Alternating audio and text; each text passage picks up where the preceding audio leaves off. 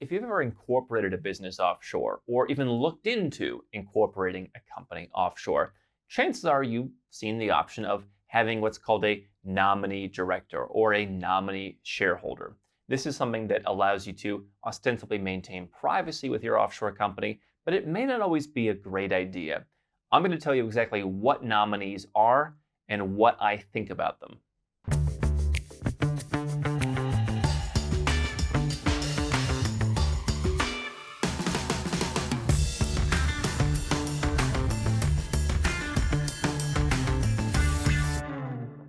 Hi, I'm Andrew Henderson.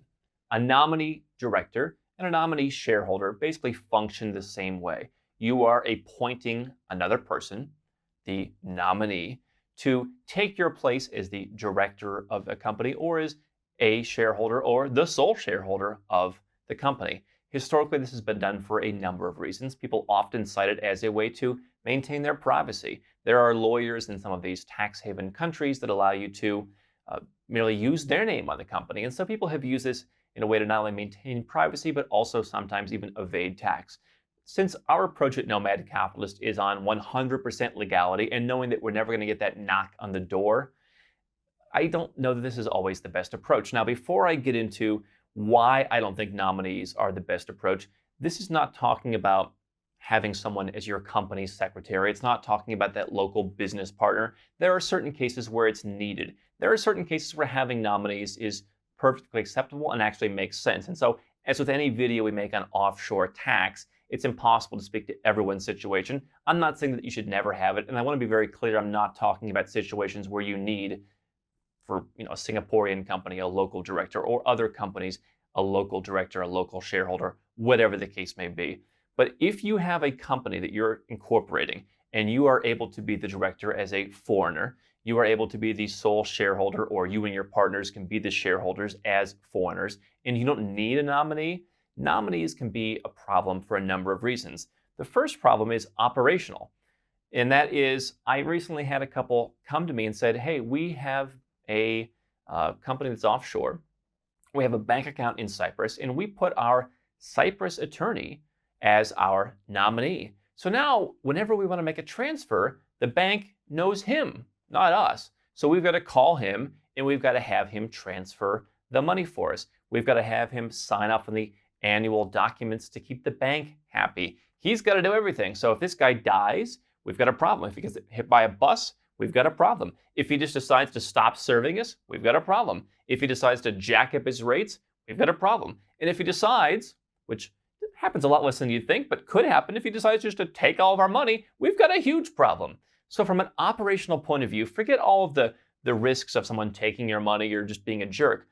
It's just a pain in the butt to have someone do everything for you. You have to call that person for everything. It's not really an extra layer of service. Now, here's the second issue, is from a tax perspective, you're really not accomplishing anything. Occasionally, someone will come to our website and they will apply to work with us. And they'll say, hey, I'm running a business with a partner. I'm an American, he's not an American, and I'm just keeping things in his name. I don't want any part of that because I don't want to knock on my door. But it doesn't really solve the problem. The idea of hiding money and hiding your ownership in a company happens to be illegal. So you're not really going to accomplish anything because governments are stepping up their efforts to figure out who's going offshore and doing illegal stuff.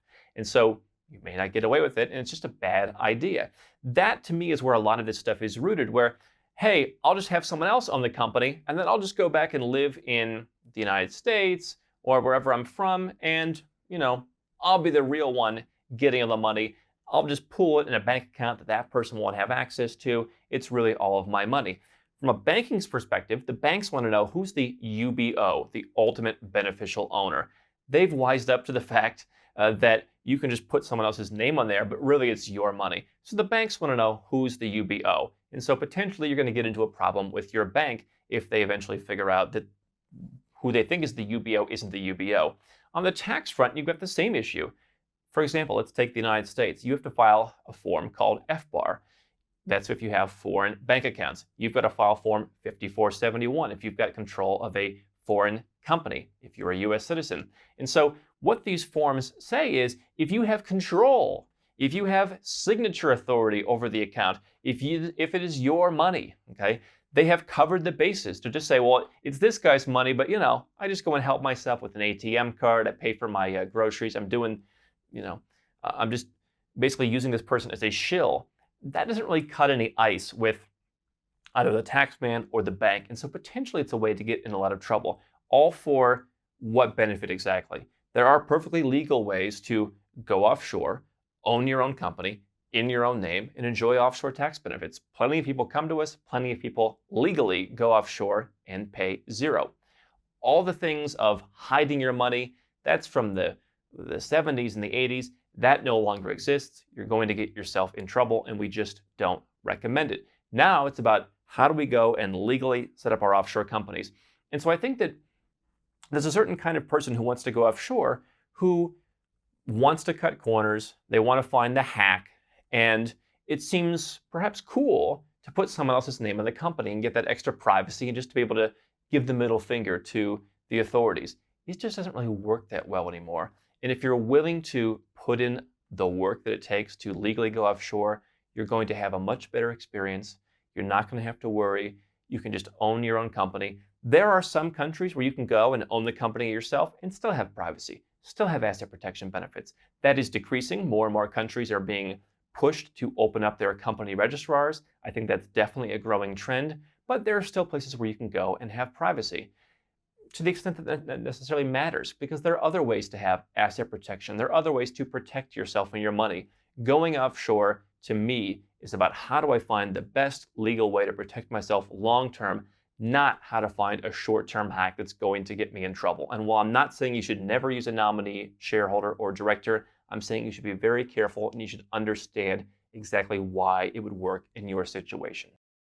Hi, I'm Andrew Henderson from Nomad Capitalist. I wrote this book, which you can find on Amazon, to distill a lot of the stuff we talk about in these videos and a lot of the stuff I've learned over the last decade plus traveling all around the world, teaching you about how to legally reduce your taxes, build your personal freedom, and create wealth faster. Definitely get a copy of this book if you want to learn more. Now, if you want to watch more videos, make sure you subscribe to our channel and make sure you click the notifications bell so you never miss one of our new videos with more tips on how to go where you're treated best.